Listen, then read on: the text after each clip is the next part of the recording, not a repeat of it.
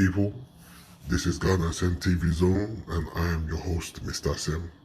Please, once again, if you could please like, share and subscribe to the channel if you enjoy the content. This will really help grow the channel, and hit that notification bell to remind you when a new video is released.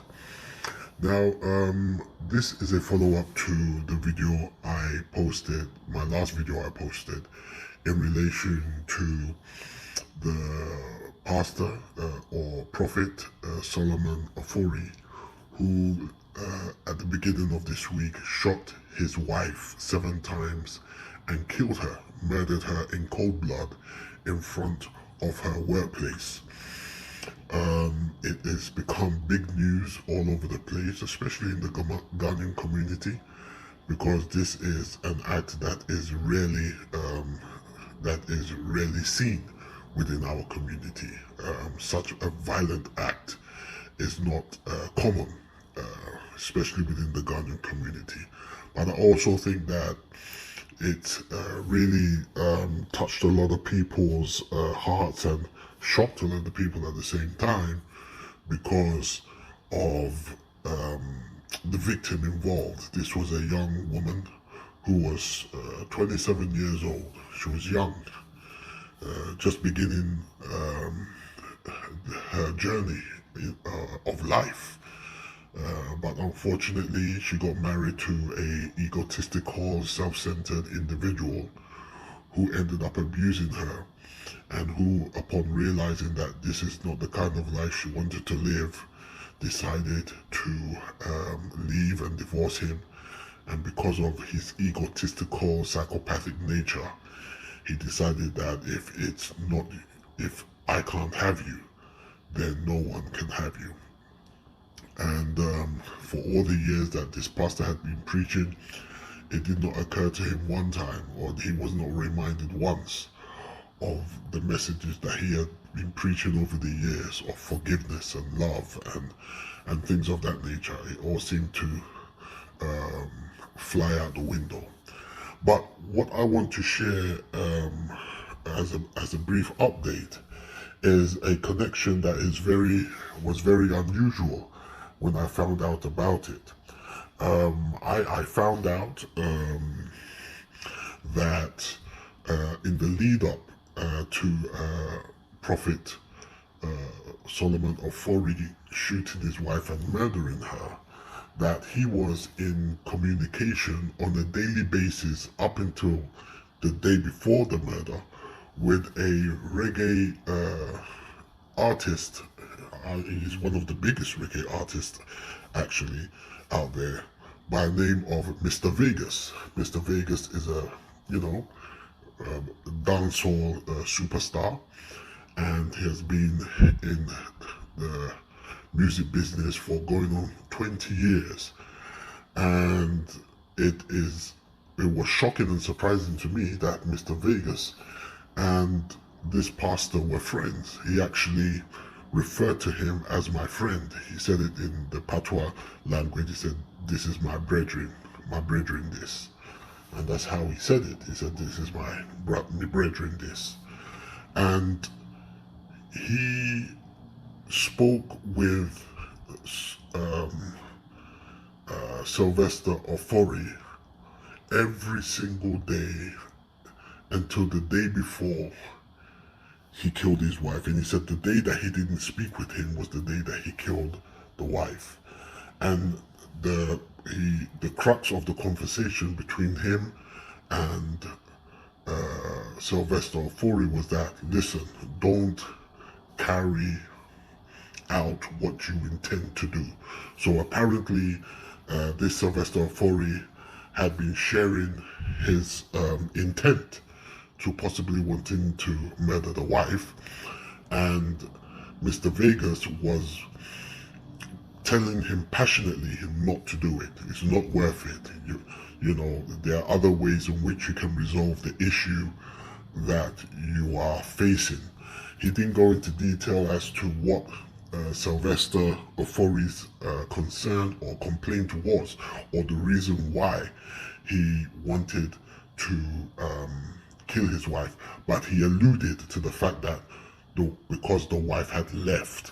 And I think it was just something that this pastor could not deal with, could not handle. So every single day, Mr. Vegas and Slyvester Ofori would speak every day, and every single day he would tell him, don't do it. It's not worth it. You know, there are other ways to resolve your problems. Just let her go. There are other women that you can get involved with. He even said that while speaking to him, just to get his mind off that whole murderous idea that, oh, he will find a woman for him, he will get a woman for him, he shouldn't worry about it. And he was even joking with Sylvester, you trying to tell me there's no other women out there that you can get? Come on, listen, there are plenty of fish in the sea. If you can't find one, I'll get one for you. And then he began to say, well, I don't know how I was going to do that, but I just said it so that he can get his mind off that evil act that he wanted to commit. I mean, and you can tell from the way Mr. Vegas was speaking that he was so pained by what this man had done, that he was so pained that he actually went out and carried out his threat. But just to think of this, that him and Mr. Vegas is such a way out of it's such a out there relationship. This is a pastor, a Ghanaian pastor, you know, a prophet, and there's Mr. Vegas on the other side, who was a reggae artist, dancehall artist, who, when you listen to, doesn't really believe in Christianity, and doesn't really believe in the organized church and things of that nature, and Jesus and all of that. But they had a close relationship, from what Mr. Vegas was saying. And actually, Mr. Vegas went on to mention, and I mentioned this in my previous video, that Slyvester Ofori was coming into a new kind of a new consciousness when it came to the Bible and Christianity. His mind was beginning to change from the traditional sense of, you know, what he had been teaching and what he had been taught, to this weird consciousness about the universe and the source and that way out doctrine, which is called all inclusion. Now, I'm not going to go into details about it because it's not worth repeating. I don't believe in it. I think it's very weird and out there. But this was something that Sylvester Solomon was coming into, and I believe that it confused him even more, and I believe made him even more erratic to carry out this act. But it looks like, because of how involved Mr. Vegas was in terms of the lead up to the murder of Sylvester Ofori's wife, that he might even be called to testify when it goes to court, only maybe to attest to the mindset of his friend. And he called him his friend. Oh, and there was another thing that he said that was really, really a big bombshell. He said that he was the one who called the police to indicate where he was, in terms of him being at his apartment, because the reason why he did that is because he said he was afraid that this Sylvester Ofori would take his own life after committing the act.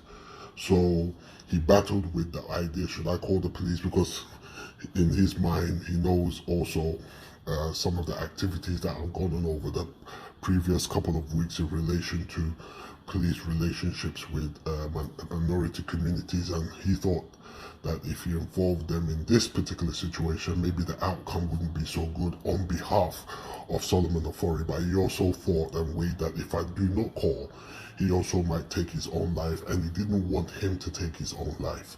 So Mr. Vegas called the police, and they found him at his apartment. This is what he said. This is what something he was saying. So this is quite a big bombshell. This was a big revelation to me, and I thought I would share it with those of you out there. But once again, as I said in my previous video, abuse of any kind is not tolerated. And if you are in an abusive relationship, there are organizations out there that you can reach out to, that they can help you to transition from where you are to get out, to transition out from where you are to a much safer place so you can start your life over again. No relationship is worth abuse. None. All right? And if you don't and you've got to take care of yourself, because, you might say, well, he's not capable of killing me. Who would have ever thought that a pastor of a successful church was capable of killing his wife? Nobody. So you never know what a person is capable of when their back is against the wall. So you have to take care of yourself and make sure that you are safe. All right? So anyway, that was just a little update. So take care of yourself. Be safe. And until next time, please subscribe to the channel.